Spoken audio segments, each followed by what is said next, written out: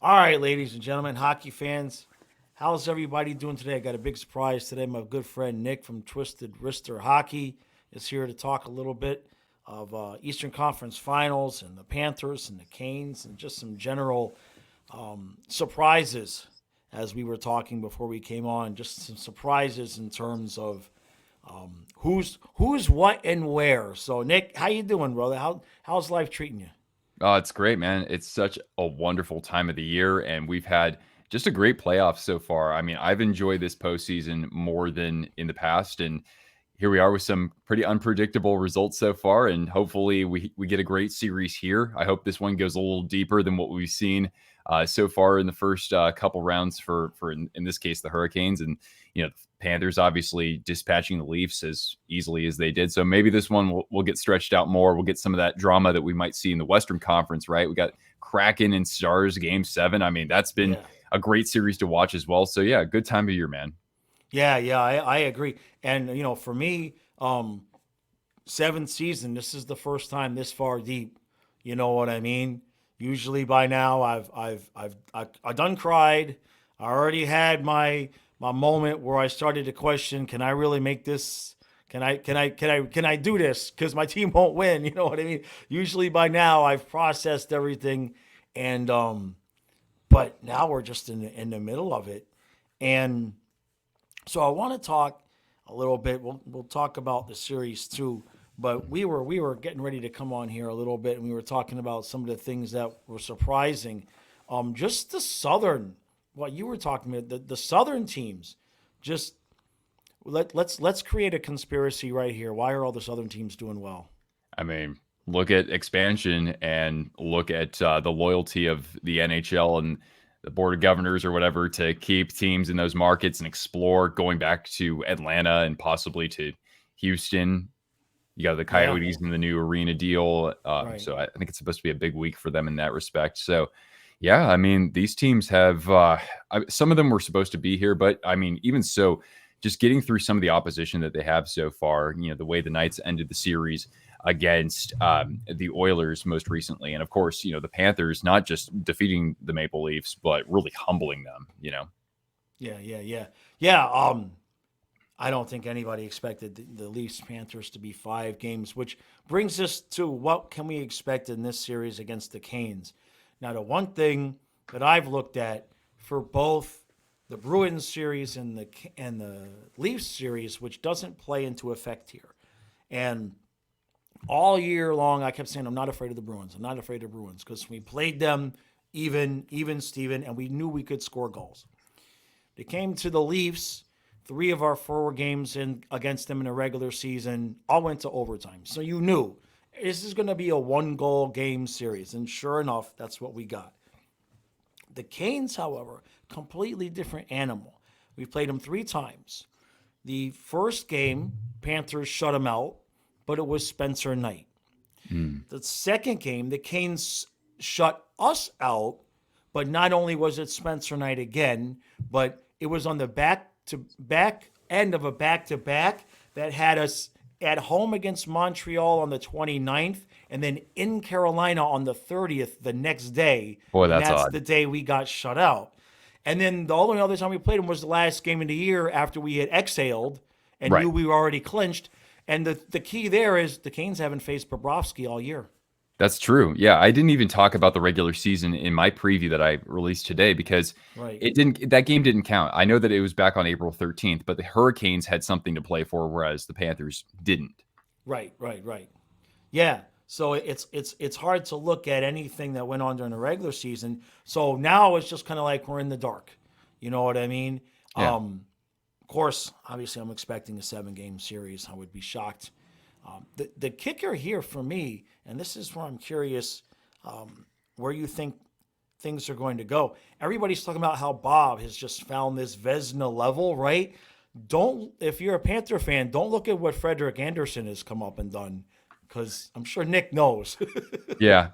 I mean, the goaltenders have had to have different roles in the postseason so far because Bob has largely carried the Panthers. I mean, we have lots of great other role players we can talk about Yeah, and yeah. some of the initiatives at the other end of the ice, that sort of thing. But Bob has made all kinds of great saves. And at the other end of the ice, Freddie Anderson just hasn't had to be that goaltender just yet. So I he's see. played 6 games so far because Ranta started in the postseason while Anderson was still recovering. And he's gotten pulled one time in those 6 games. But if you look at the other 5 complete games, he only had to face over 30 shots once. That's the Okay. Hurricanes defense. So you look Right, at, right, especially right. the goals against average, it's the Hurricanes just not giving teams second chances out there. Anderson's made the saves that he needs to, but the thing is that with some rest for Bobrovsky over the last few days, he's going to come in fresh and he has a chance to keep things going.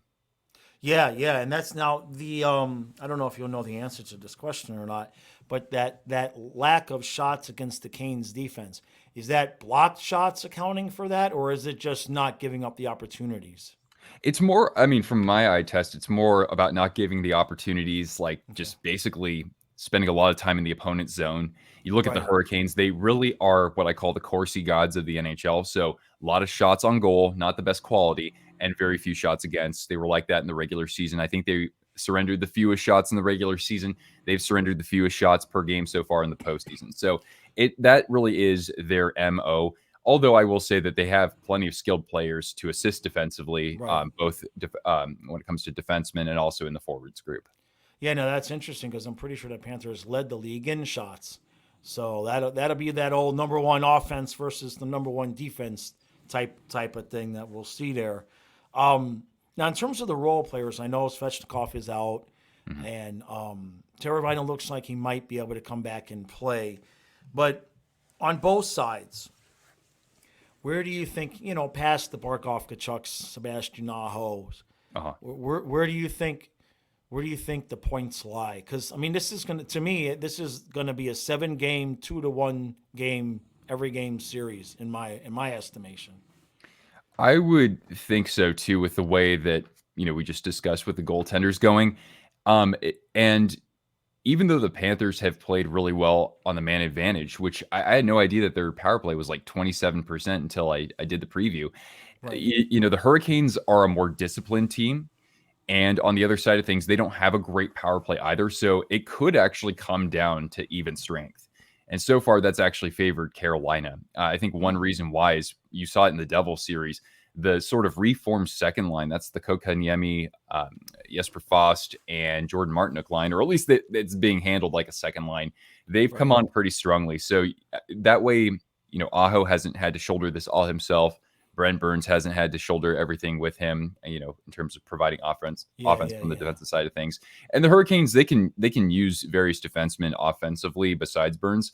So you can look at that again. You can look at this sort of reformed second line.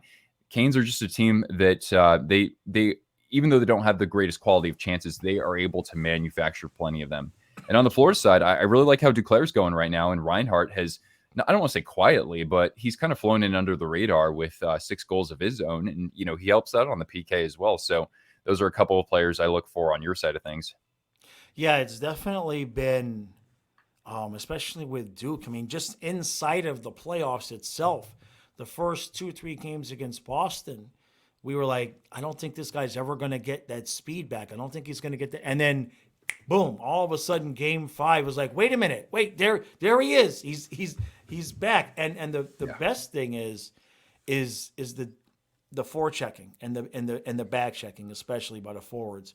Um, Gosh, where's the room going to come from between these two teams? Because between Carolina's defense and our forecheck and back check, Hmm. I don't know what the record is for the lowest scoring 7-game series of all time. I don't know, Uh-huh.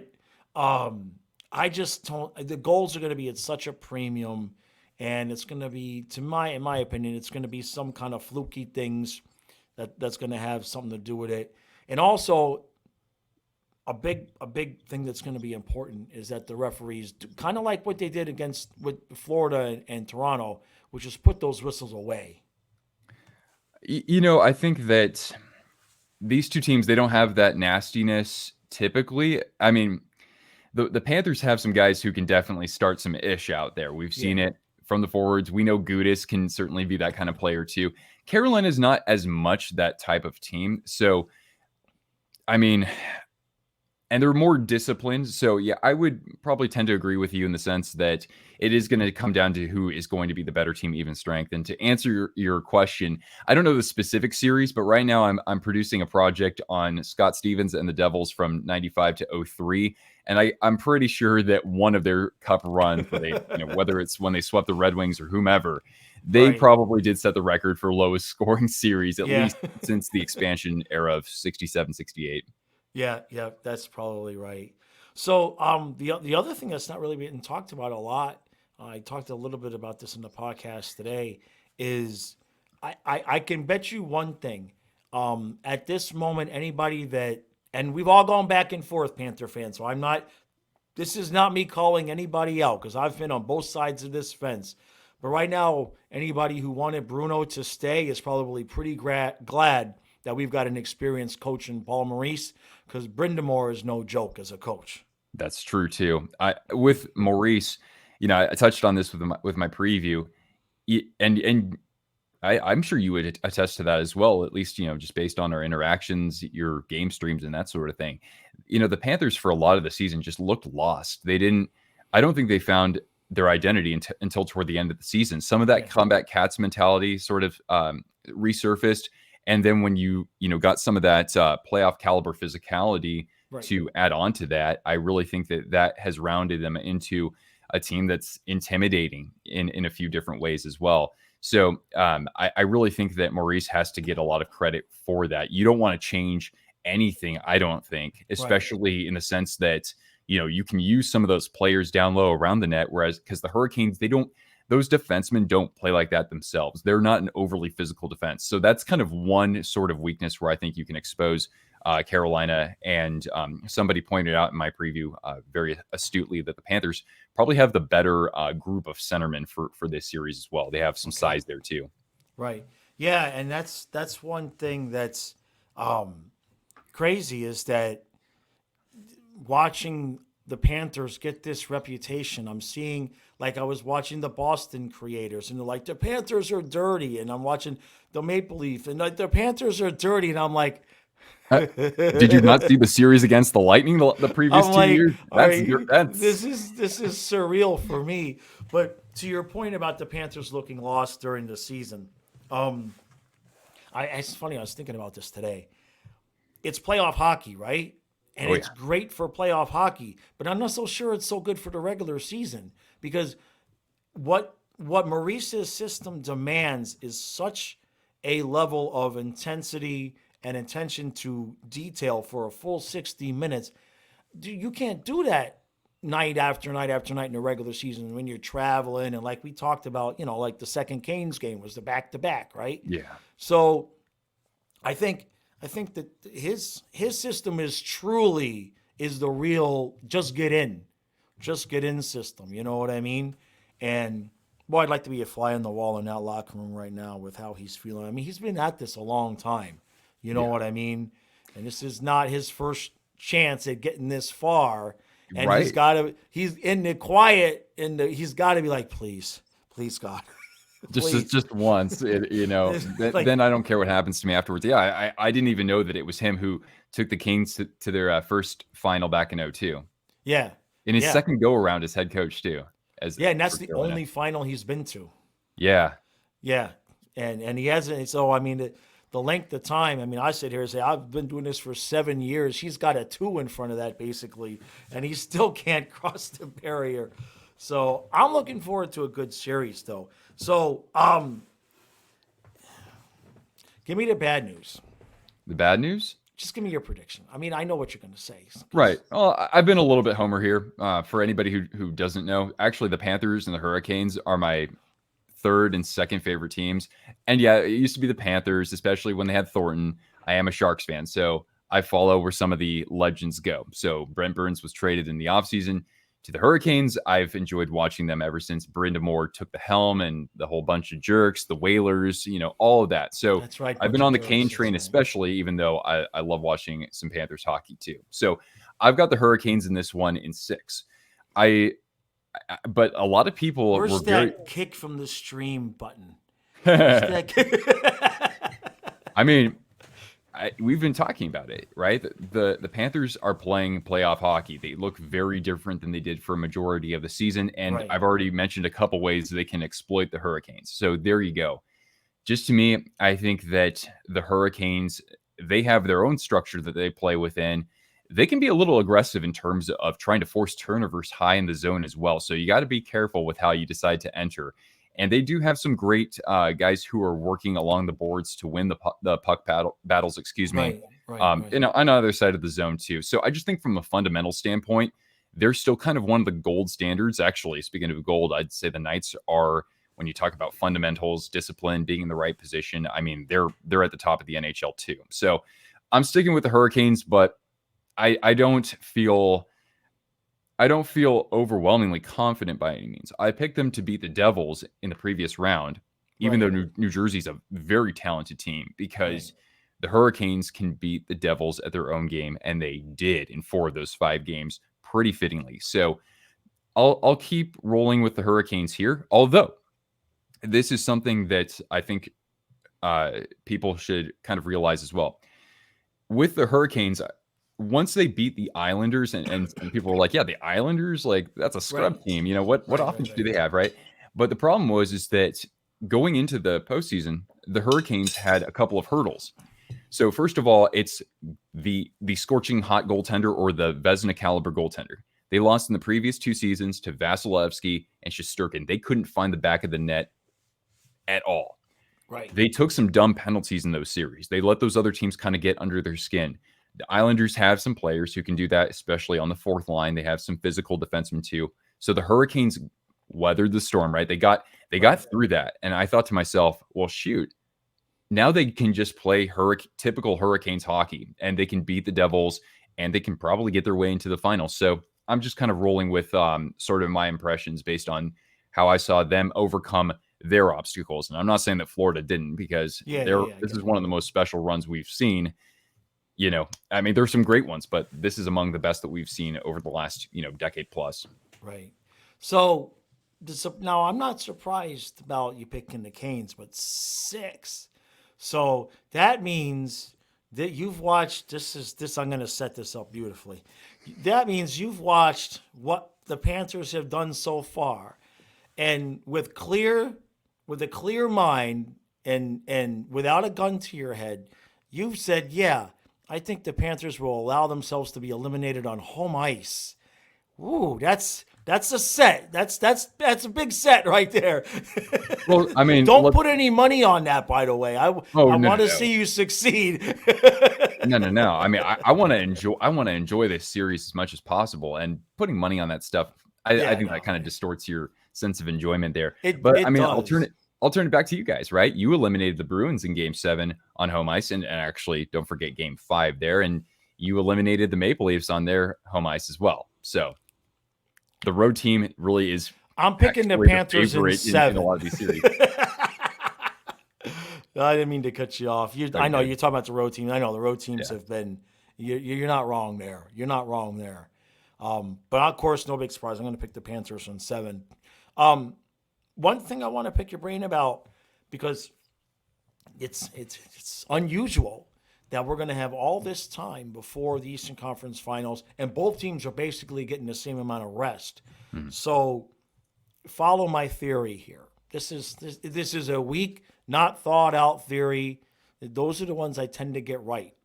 So my idea is that I kind of feel like if you just made it like a track meet, Panthers and Canes, if you had one period of track meet, that the Panthers can win that period big. Okay? So my theory is that we catch Carolina sleeping rusty in that first period of game 1 and get enough goals to carry us through and steal game 1 before the game settles down into how it's really going to be uh, later on in game 1 and into the series.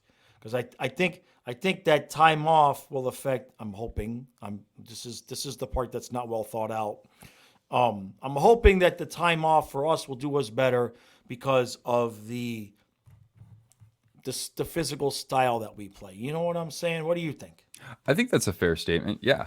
Yeah, absolutely. Because you want Bennett and Kachuk healthy to not only, serve that physical role for the forward group and kind of catalyze things, but you also want them, you want everything else to be right with them so that they're able to actually put the puck in the net if that's kind of the role they're going to serve, instead of actually, from a more physical standpoint. And I didn't articulate that all that well, but yeah, you can get Ryan Lomberg back in the lineup. I'm sure that you'd at least entertain the idea of slotting him back in there too. Yep. So, and it was interesting what you were saying about, like, if you can somehow catch the Hurricanes kind of napping in game one, which I can't imagine a Rod Brindamore team like that. I just can't remember them getting schooled like that to open a series. Not to open a series. No, I agree. Yeah. There. But I mean, if you do get into more of an open ice game, considering, the fact that somebody like Teravainen isn't playing right now. Right. And again, we talked about Duclair, Reinhart, Verhaeghe, those guys have it going right now. I could think that the Panthers might be favored in that sort of game, actually. I actually wonder if they'd actually consider that as a possible strategy. Like, because the Canes are sitting there watching everything that we've done, and we're watching everything that they've done, and we're going to come out game one, and everybody's going to be prepared for everything everybody's done. And what if the Panthers just say, F it, let's go run and gun. And I don't know that, I think that could be, I don't know, maybe I'm crazy, but if we get desperate, if we get down like 2 games and we've only scored like 2 goals, we might have to open it up. You know what I mean? I mean, you got plenty of weapons to manufacture what you need out there. Now the question is, can you exploit the system? Can you get those turnovers against a team that manages the puck exceptionally well? Yeah. I know it's wishful thinking. I'm trying to talk myself into it. You know what I mean? Hey, it's worked so far. Yeah, exactly. Thank you. So far, that's exactly right. All right, hockey fans. So I think we're looking at Thursday, though that's not an official thing yet. But being that Vegas finished things off yesterday, I think we're looking at Thursday. Kyle and I will be back tonight streaming Game 7. And then tomorrow night, we're having another one of those Florida Panthers fans have their say live streams. They have some fun, let some steam off before the war begins on Thursday. So, Nick, as always, brother, much appreciated. Always a pleasure, even though you always pick against my Panthers. Keep doing it. That's fine. Let's keep doing it. All right. When we're sitting here in 2 weeks and I'm going, I told you it was Vegas and the Panthers. You son, don't you dare. All right. Okay? Well, then I'll be sure to pick against the Panthers. Exactly. In the final. Okay. Yeah. You just keep picking. Although, hey, by the way, Teravainen looks like he's going to return in this series. I read a comment from Brindamore that said, well, it's good that he can play, but he says, I'm not going to send him out there if he can't shoot. Yeah, that's what they need him for most. Yeah, it was his hand. So we'll see. No doubt getting, but like you said, if we get Lomberg back, that'd be a big help for us too. So, all right, everybody, appreciate all the support, and I'm going to leave all the links to Nick's channels. Though they will be in the description and in the pinned comment. Make sure you subscribe to both of his channels and. Show him some support too. He also does the memberships as well. Do you want to plug your memberships while we're here? Yeah, sure. I do special live streams and I upload videos to our membership sort of portal there. So support a full-time. I'm a member, and I'm going to tell you, I get more notifications from Nick's uploads for being a membership than I think I get for everything else combined. Except for Stu texting me, because Stu has the thing where if he's got 10 things to say, he sends it in 10 different texts. But other than that, my phone brings the most he's always uploading content. So definitely check that out. It's absolutely worth it. He's got some good behind the scenes stuff with Cortana too. How's she doing, by the way? Oh, she's great. We've been hiking. She's been catching frisbees out of the air. She had nice. For folks, she had knee surgery back in January, but she's very spry, and I can't believe that, people can't believe she's 9 years old. So I'm just, we're just going to keep it rolling. Great to hear. All right, everybody. We'll see you again tonight.